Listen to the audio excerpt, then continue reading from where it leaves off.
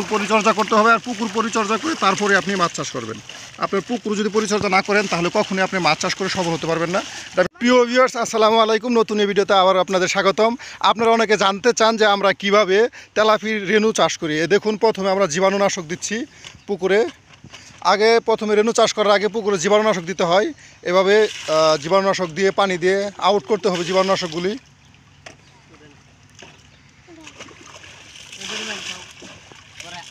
প্রথমে আপনি পুকুরে কি করবেন, জীবাণুনাশক স্প্রে করবেন বা ছিটিয়ে দিবেন পানি দিয়ে আউট করে।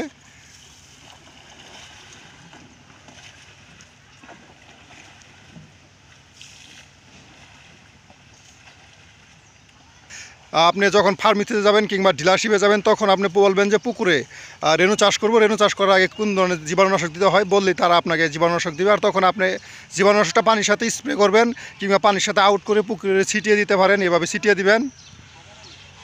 দেখছেন কীভাবে পুকুরে ছিটিয়ে দিচ্ছে, কাজে লাগে।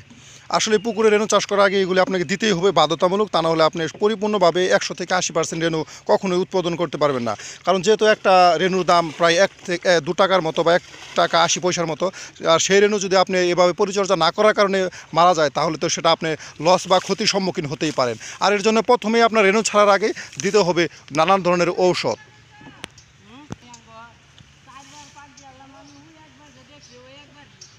এই যে ধরনের আপনার ওষুধগুলি পুকুরে ব্যবহার করতে হবে। আসলে আমি কোম্পানির নাম বলবো না, কারণ আপনি মন চাইলে ফার্মেসি দোকানে যে ধরনের আপনার ভালো লাগে, যে কোনো কোম্পানির ভালো জীবাণুনাশক চাবেন, রেনাসি চাবেন কিংবা গ্লুকোজ চাবেন, তারা আপনাকে দিবে আর আপনি পুকুরে ব্যবহার করবেন। কোনো কোম্পানিকে আসলে আমি এখানে প্রমোট করতে চাই না, আর কোনো কোম্পানির নাম আমি বলতেও চাই না। সবসময় ভালো কোম্পানি ইউজ করবেন, এটাই সবচেয়ে উপকারী হবে আপনার জন্য। এই যে আমাদের পুকুরে এখন আমরা রেণু ছাড়বো। এখন আমরা তেলাপিয়া রেণু নিয়ে এসেছি। আপনি অনেক ধরনের কোম্পানি আছে, যেমন এসিআই আছে, নারিশ আছে। আমরা আসলে সিপি আমাদের কাছে, সেজন্য আমরা সবসময় সিপি তেলাপি ছাড়তে অভ্যস্ত, আর আমরা সিপি তেলাপি আমাদের ফিশারিতে চাষ করে থাকি। প্রিয় ভিউয়ার্স, দেখছেন কীভাবে প্যাকেটজাত পণ্যগুলি খোলা হচ্ছে। আমাদের লোকেরা তারা এই প্যাকেটগুলো খুলছে।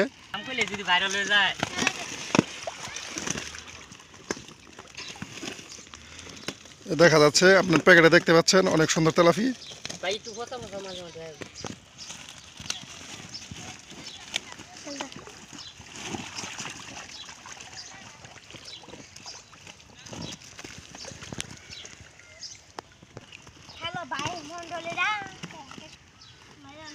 খুব সুন্দরভাবে প্যাকেটগুলো ছাড়বা যাতে কোনো নষ্ট না হয়। সবগুলো প্যাকেট খুলো না, সবগুলো প্যাকেট খুলো না, একটা খোলো, একটা ছাড়ো। সবগুলো খুলো না, একটা খোলো, পরে ছাড়ো। সবগুলো খুলো না, সবগুলো প্যাকেট খুলো না।